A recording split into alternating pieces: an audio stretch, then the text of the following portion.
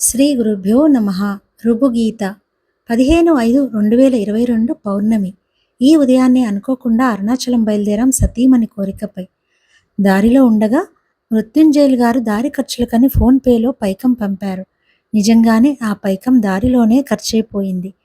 నా పైకాన్ని చాలామంది వద్ద దాచుకున్నాను. దాన్నే వారు నాకు దక్షిణ రూపంగా ఇస్తున్నారు.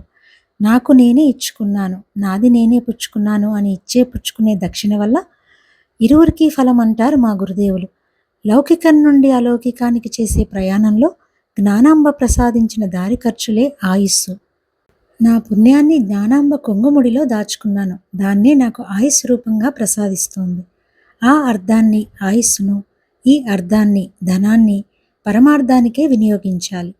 అరుణాచలేశ్వరుడి దర్శనం, రమణాశ్రమ సందర్శనం, అరుణాచల ప్రదక్షిణం, ఇవన్నీ చూడడం నా అదృష్టం అనుకునేవాణ్ణి అప్పుడు.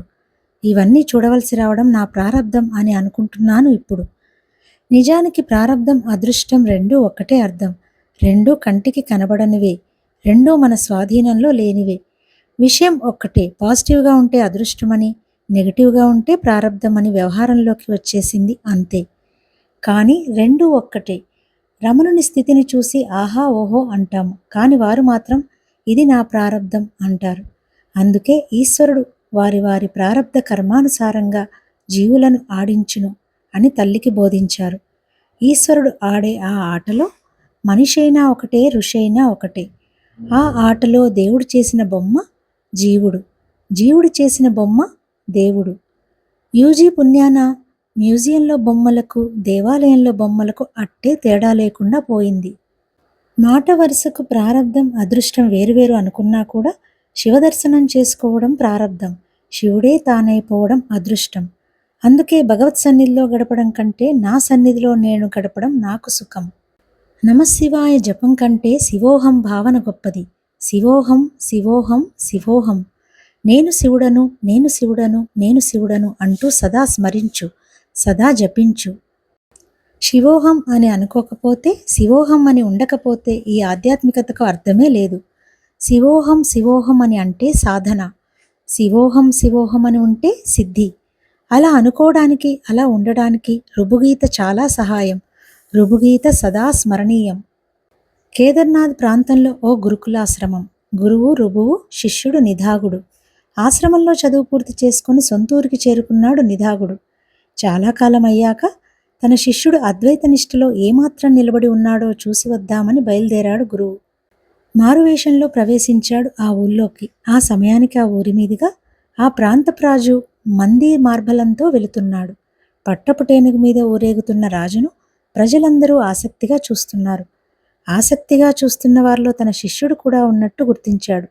శిష్యుని పక్కనే నిలబడి, రుభువు, బాబు ఏమిటా సందడి? నిధాగుడు తల త్రిప్పకనే, కనబడ్డం లేదా? రాజుగారు ఏనుగు మీద ఊరేగుతున్నారు. రుభువు, ఊరేగింపు అనేది అర్థమైంది కానీ రాజు ఏనుగు అన్నావే, అది అర్థం కాలేదు. నిధాగుడు చిరాగ్గా, పైనుండేది రాజు, కిందుండేది ఏనుగు. రుభువు, ఏనుగు రాజు అనేది అర్థమైంది కానీ పైన క్రింద అన్నావే, అవి అర్థం కాలేదు. నిధాగుని కోపం తారస్థాయికి చేరుకొని ఆ పృచ్ఛకుణ్ణి వంగమని అతని వీపుపైకి ఎగిరి కూర్చొని, నేను పైన నీవు క్రింద అన్నాడు. రుభువు, పైన క్రింద అనేది అర్థమైంది కానీ నేను నీవు అన్నావే, అది అర్థం కాలేదు. ఇలాంటి మాటలు పలికేది మన గురువుగారొక్కరే, అంతే. ఆ శిష్యుడికి అనుమానం కలిగి ఆ ఆగంతకుని వైపు తేరిపారా చూశాడు. ఆశ్చర్యం, తన గురువే. సాష్టాంగపడ్డాడు. శిష్యుణ్ణి లేవనెత్తి హృదయానికి హత్తుకున్నాడు. ఆ రుభువు తన శిష్యుడికి ప్రబోధించిన అద్భుత గ్రంథమే రుభుగీత.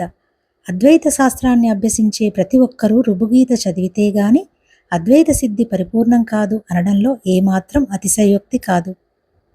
కారణంలో కార్యం ఉండదు, కార్యంలో కారణం ఉంటుంది. మట్టిలో కుండ ఉండదు, కుండలో మట్టి ఉంటుంది. కార్యం అనేది ఓ తోపకమే గాని కార్యం అస్సలు లేనే లేదు అని తెలిస్తే కారణం ప్రసక్తి కూడా ఉండదు. ప్రస్తావించడమే ప్రధాన దోషం. ప్రస్తావిస్తే జ్ఞానం కూడా అజ్ఞానమైపోతుంది. ప్రస్తావిస్తే దైవం కూడా ప్రపంచమైపోతుంది. ప్రస్తావిస్తే ఒకటి కూడా రెండు అయిపోతుంది. ప్రస్తావించుకుంటే అది అదిగానే ఉంటుంది. అందుకే దానిని ప్రస్తావించకు, నిర్వచించకు, ఆలోచించకు.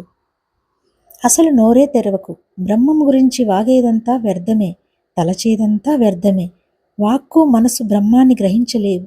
దేనిని అందుకోలేక వాక్కు మనసు వెనుదిరుగుతాయో అదే బ్రహ్మము అంటుంది తైత్తిరీయం. నేనే కేంద్రం అన్న ఒక్క మాటకు విస్తరణ రూపమే రుబుగీత. విశ్వరూప సందర్శనం అనేది అప్పటికప్పుడే చూపబడిన ఓ ప్రదర్శన కాదు. అర్జునుడి వరకే పరిమితమైన నేను కృష్ణ భగవానుడు ఇచ్చిన అవగాహన వలన విస్తరణ రూపం దాల్చి అనంతమైన నేనుగా మారుకుంది. నది సముద్రంలో కలిసి సముద్రమే అయినట్లు సమస్తము ఏకాత్మ వస్తువుగా తోచింది. ఒకటి లేనప్పుడు రెండు అనేది కూడా లేదు, రెండు లేనప్పుడు ఒకటి అనేది కూడా లేదు. ఏకం అనేకమయ్యింది అంటే ఒకటి రెండు మూడు అయ్యిందని కాదు. అనేకం అంటే అది తత్, ఏకం కూడా కాదు అని క్రొత్త అర్థం చెప్పారు మా గురువుగారు. ఒకటి ఒకటిగా ఉండడమే గాని ఒకటిని ఒకటి అని అనడం పొసగదు. ఒకటి అనగానే అది రెండైపోతుంది, రెండు అనగానే అది మూడైపోతుంది.